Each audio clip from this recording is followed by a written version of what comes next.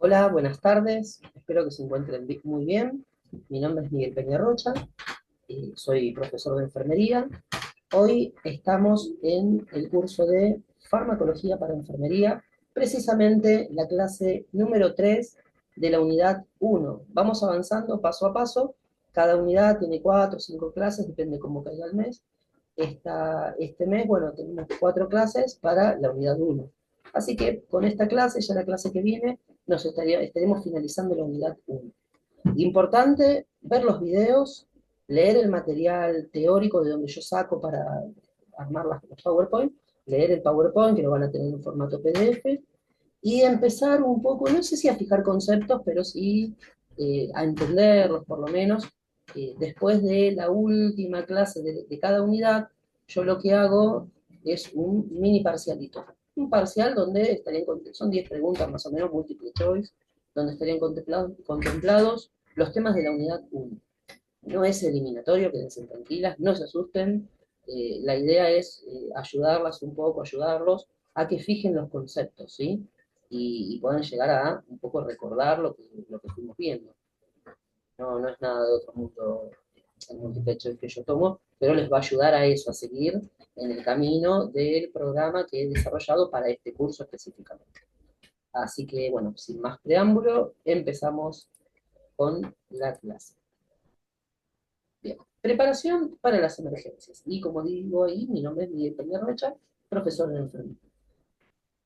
La preparación para las emergencias no es el tipo de emergencia en este momento que ustedes se imaginan, porque si nos ponemos a interactuar, ¿y qué les parece que es una emergencia? No les voy a decir eso, porque es otro tipo de emergencia lo que habla acá, no es la emergencia de, como lo que veían bueno, en materia de enfermería, emergencia y catástrofe.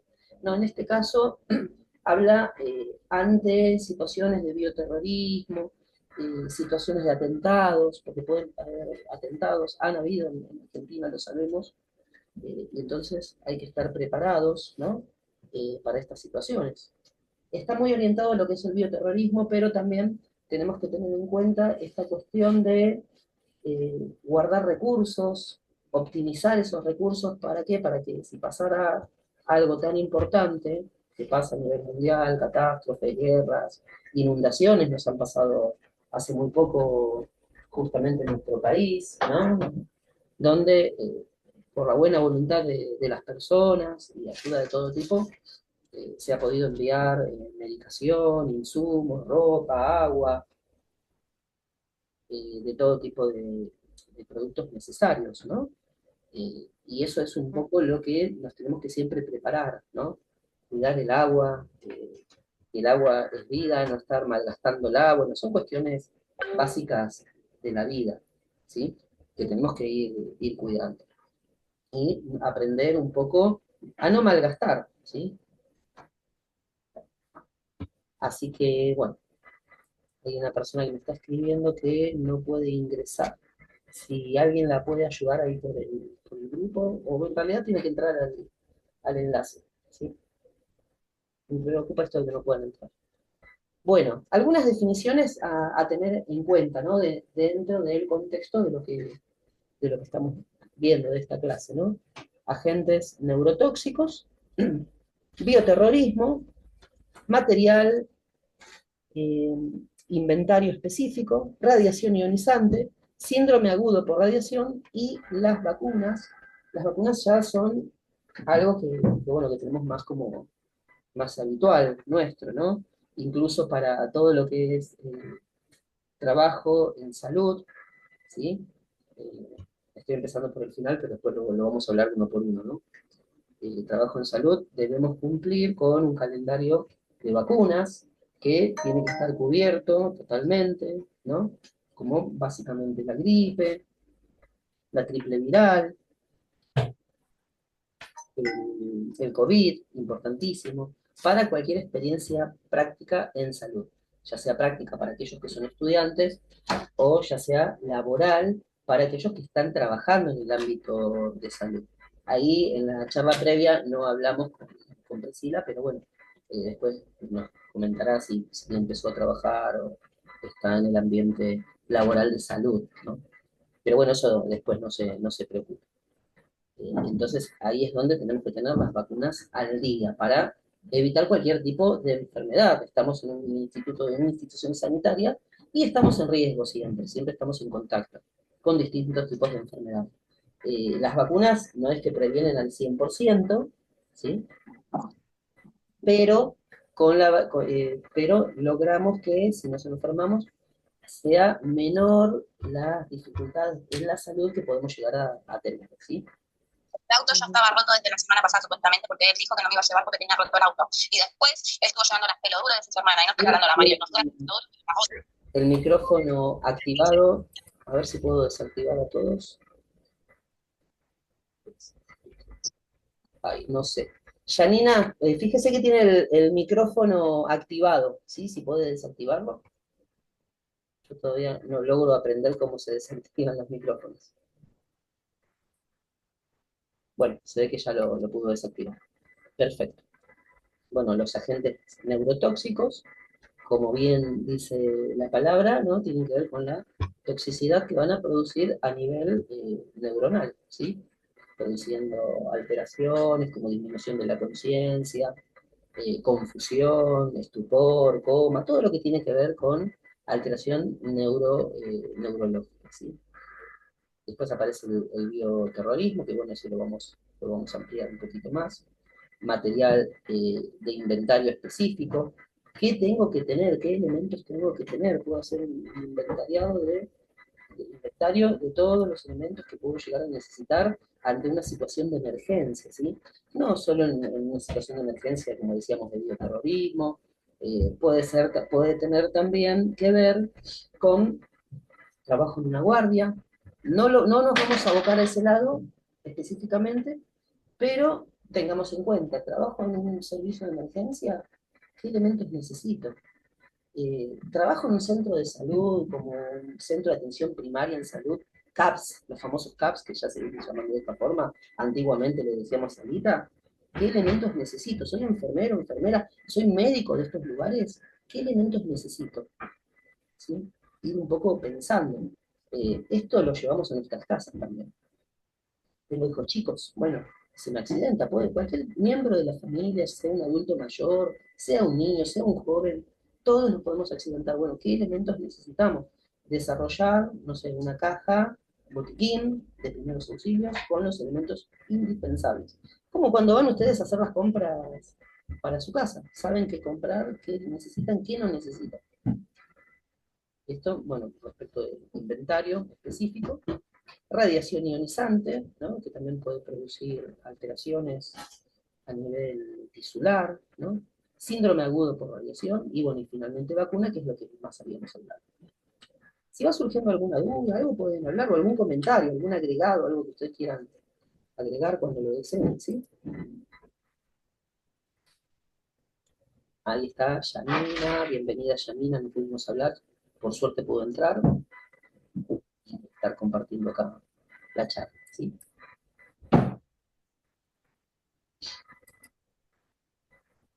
Bueno, ahí está. Agentes neurotóxicos son sustancias químicas que interfieren con el funcionamiento del sistema nervioso. Ya algo habíamos adelantado, ¿no?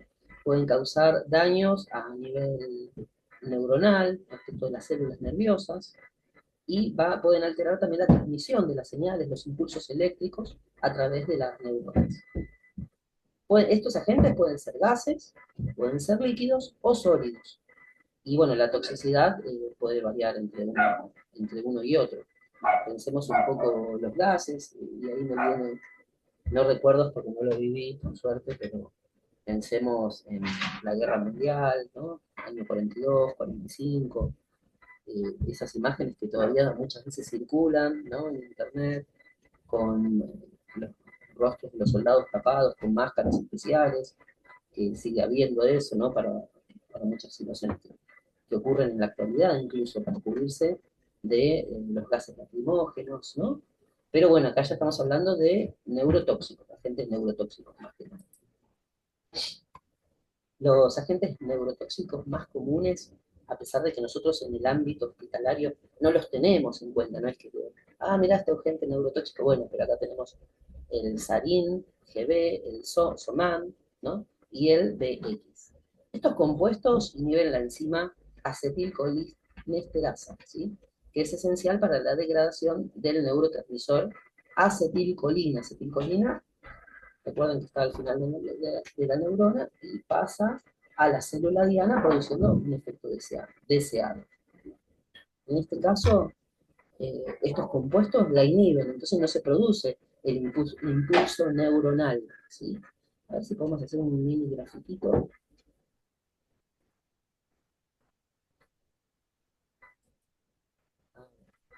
Creo que con este, ¿no? Bueno, acá tenemos la neurona.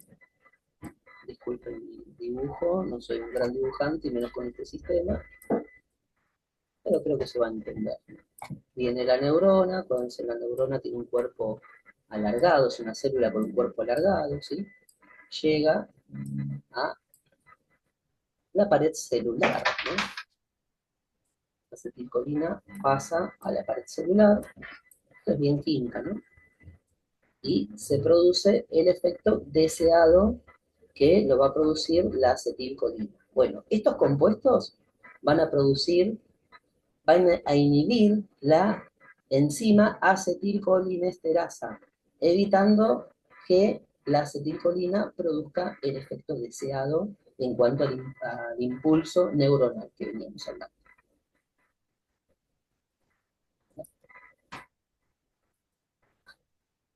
Tengo miedo de equivocarme con los temas de dibujo y arruinar la diapositiva, pero bueno, no creo que pase eso. La acumulación de acetilcolina en la sinapsis causa una sobreestimulación de los receptores colinérgicos.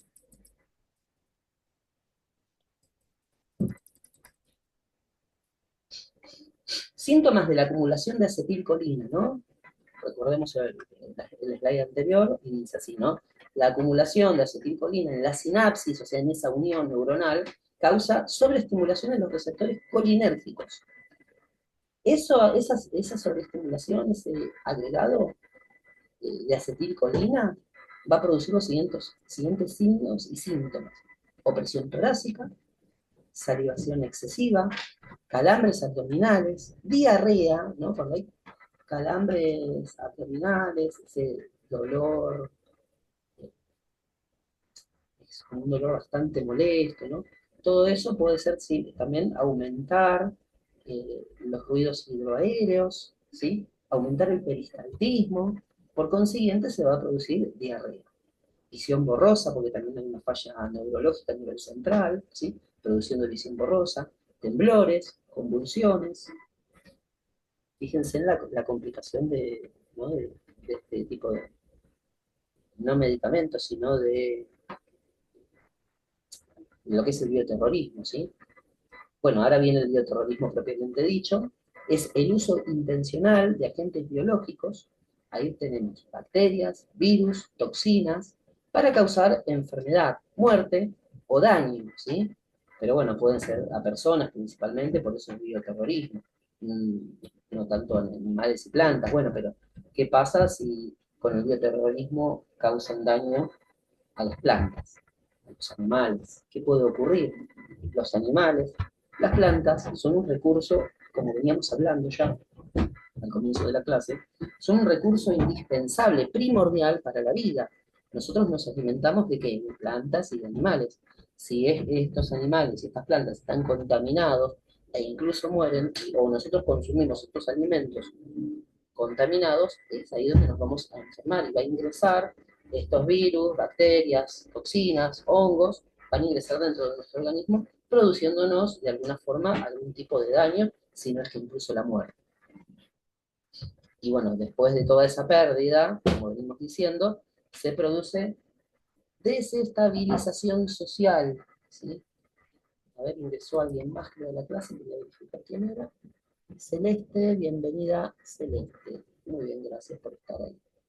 Cualquier duda ya saben, me pueden escribir, me hablan, ¿no? Si no, nos comunicamos por el grupito de WhatsApp, como ustedes lo desean. Vale, seguimos con el tema del bioterrorismo. Ah, ya lo vimos. Agentes utilizados en el bioterrorismo. Anthrax, peste, Yersinia pestis, viruela, botulismo y fiebre tifoidea. ¿Quién no ha escuchado de todos estos microorganismos, ¿no? Por lo menos de nombre los han tenido, ¿sí? Bueno, después viene material de inventario específico, se refiere a los recursos, ya algo habíamos dicho, los recursos, el equipamiento, ¿sí? Que se necesita para responder a una emergencia. Y según el tipo de emergencia, vamos a necesitar otro tipo de recursos y elementos. Material biomédico especializado también, todo entraría dentro de lo que es el inventario, ¿sí? Si, bueno, y, por ejemplo, estas enfermedades producen algún malestar específico, ¿no? Como habíamos nombrado en algún punto, fiebre, diarrea, calambres abdominales, ¿sí? Espasmos musculares, convulsiones. Bueno, si produce todas estas situaciones, todas estas eh, problemáticas en cuanto a salud en el cuerpo, ahí tenemos que tener material específico para poder trabajar sobre esta situación, sobre todo sobre la parte sintomatológica, ¿sí?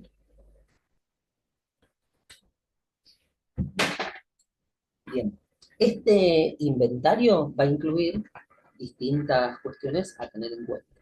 Medicamentos, equipo de protección personal, equipos de descontaminación, materiales de primeros auxilios, que ya lo veníamos nombrando, equipos de comunicación y suministros de agua y alimentos.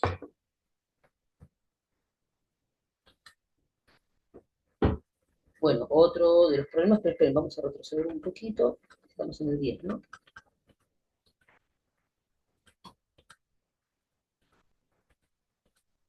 Como para recordar, ¿no? Por dónde estamos.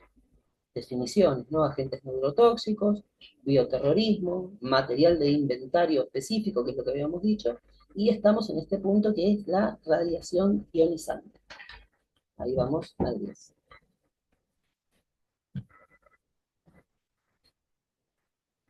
Perfecto. A modo de recuerdos, acuérdense si se llegara a cortar, esperamos 10 minutos, igual yo les escribo por el grupo de WhatsApp y les digo en cuánto tiempo entra.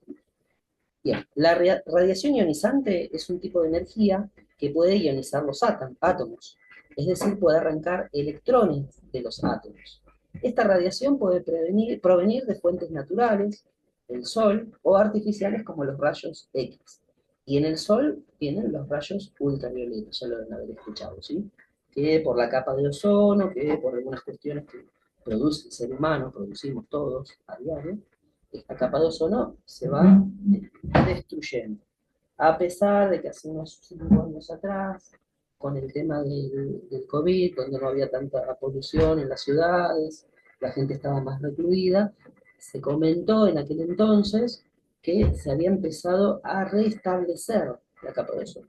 No sé si será tan cierto esto, pero bueno, es lo que había llegado, lo que se estaba un poco difundiendo. O sea, somos productores de esta disminución en la capa de ozono. Esta disminución en la capa de ozono produce que los rayos ultravioletas provenientes del Sol puedan entrar a la atmósfera, llegar a nuestro cuerpo, a nuestra piel, y nos produzcan daño. Por eso es la importancia de cuidarnos con las distintas cremas como protectores solares y no estar expuestos al sol en determinadas horas del día. Y bueno, después los rayos X, que eso ya lo vemos cuando trabajamos en las instituciones de salud, por eso la importancia de cuando viene un técnico radiólogo, hacer una placa del servicio donde estemos trabajando, cuando es un paciente que no pueda moverse, entonces vienen de forma ambulatoria con el aparato portátil, de rayos X, bueno, ahí es donde cuando va a disparar por así decirlo, lo de la radiografía, ¿no? En ese momento tenemos que alejarnos. Aproximadamente 2 metros, metro y medio, 2 metros, dicen. Nosotros no tenemos ningún tipo de protección. No es que salimos de la habitación, nos ponemos tras una pared, dispara el radiólogo, por así decir, dispara, y nosotros inmediatamente entramos, porque quedan en el ambiente, quedan estos rayos, o sea, tenemos que esperar un poco más de enseguida entrada, ¿sí? Bueno, la radiación ionizante puede ser dañina para los tejidos vivos, puede causar daño al ADN y provocar cáncer o enfermedad por radiación. ¿Hasta acá cómo vamos?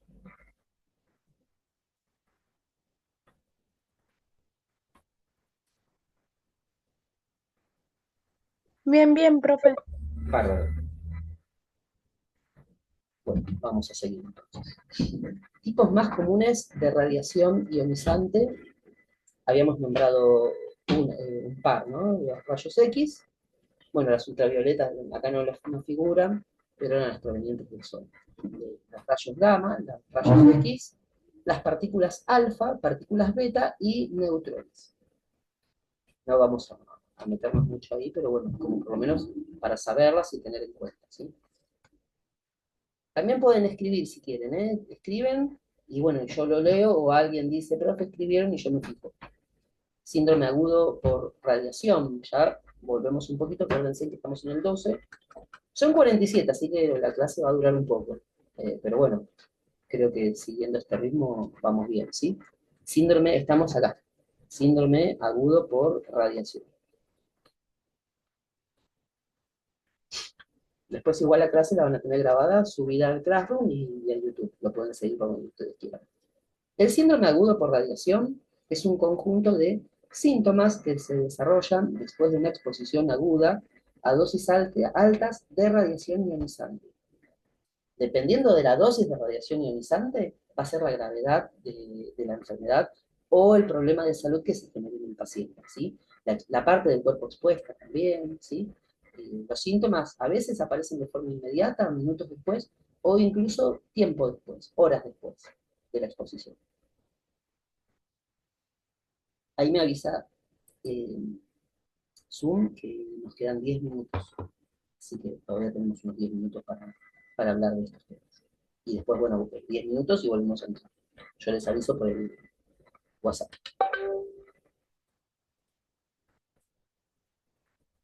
Bien, síntomas nos habíamos quedado en radiación ionizante, ¿sí?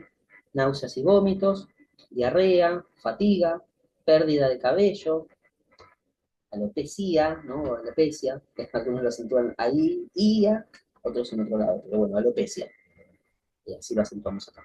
Hemorragias, infecciones, y puede llegar incluso a la muerte. Todo esto, ¿no?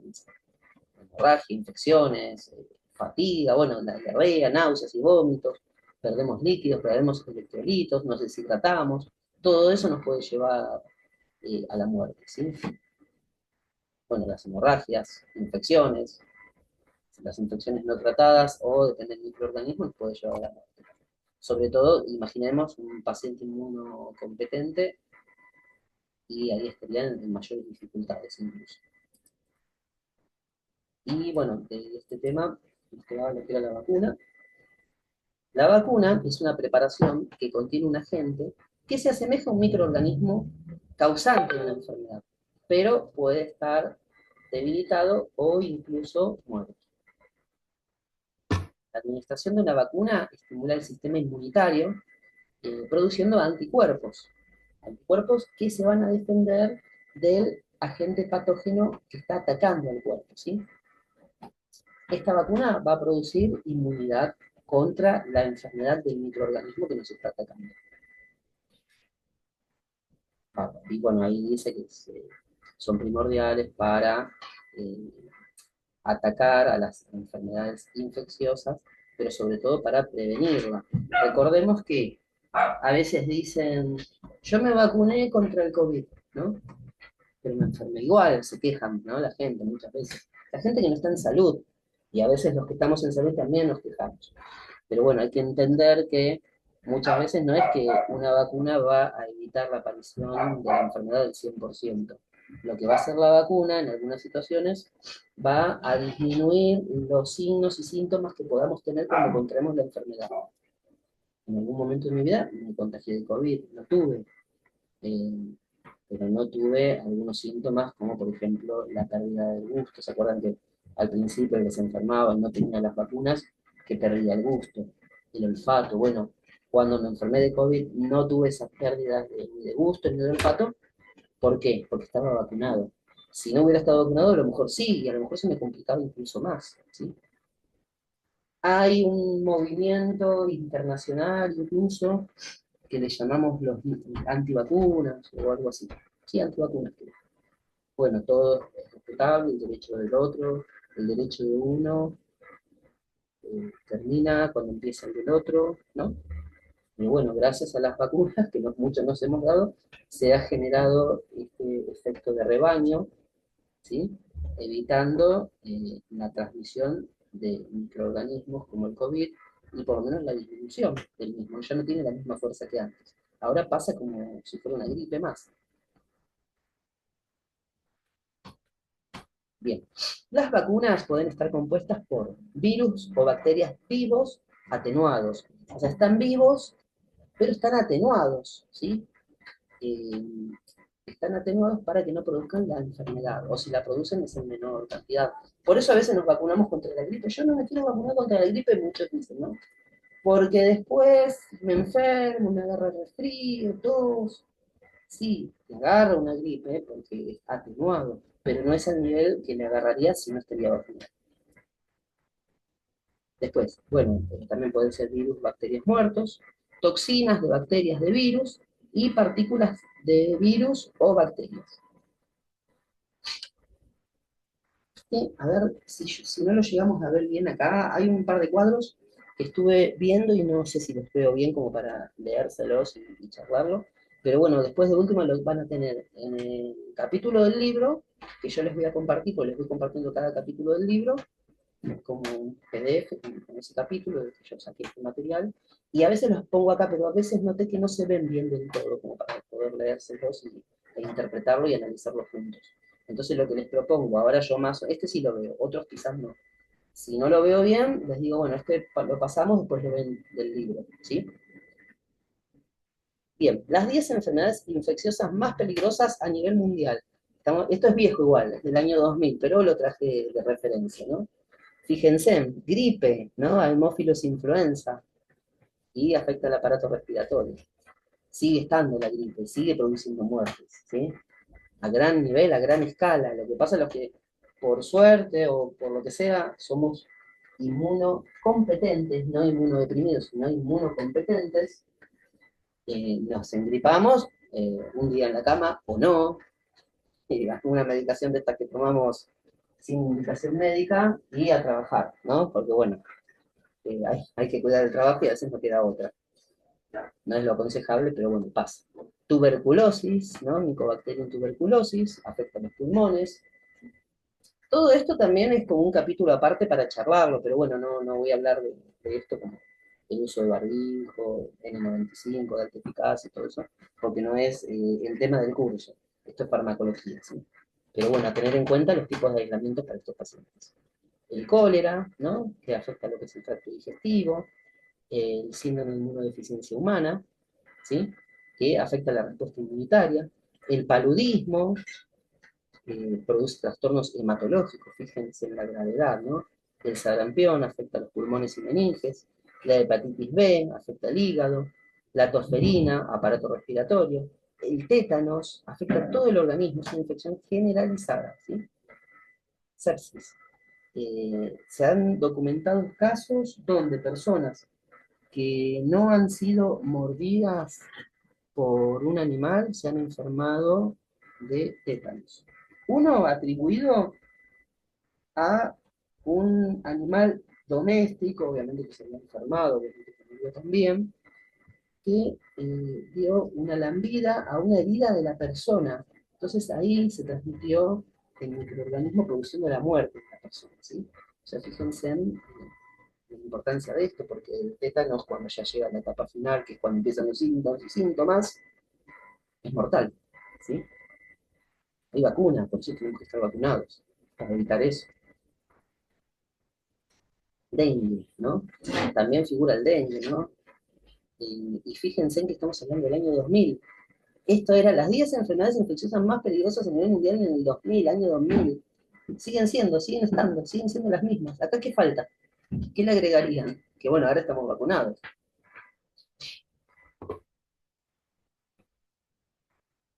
Hay otras más peligrosas, ¿no? Que causan muerte segura. El ébola. Pero bueno, no hay vacuna. ¿Y por qué no figura? Porque existe desde hace mucho más del 2000 el ébola. ¿Por qué no figura acá como las 10 enfermedades más peligrosas? Porque no tiene ese nivel de transmisión, de infectación a las personas, el nivel que tienen estas otras enfermedades. ¿Sí? Podríamos agregar acá el COVID quizás, no en el año 2000, más actual. Ya no, ya dejó de ser, hubiera dejado de estar acá gracias a la vacuna, a pesar de que hay un movimiento antivacunas. Pero bueno, el resto de las personas nos vacunamos igual. Quizás sea controvertido porque a veces, muchas veces, personal de la salud no se quieren vacunar. ¿Sí? Y podríamos decir que están dentro de ese movimiento antivacunas. Bien, nos queda un minutito, ¿sí? Así que bueno, a ver, yo diría que ya nos quedamos en el slide 17. No quiero continuar porque ya se va a cortar, ¿sí? Eh, Así que bueno, esperamos unos minutitos que se corta, no sé si quieren comentar algo en estos segundos. Si no, bueno, nos encontramos ahora, ¿sí? No, profe, está bien, está bueno. Bárbaro. Pero bueno, lo importante es que se vaya entendiendo, ¿no? Sí, sí, sí. Bárbaro. Después, igual, en algún punto, creo que vamos a tener que hacer algunas clases con fármacos, cálculos de dosis. Yo sé que ustedes ya lo vieron, lo entendieron. eh, Algunos incluso están trabajando, no sé, Janina, si está trabajando, sigue en el centro de salud que trabajaba de adultos mayores, Janina, o ya cambió a otra institución.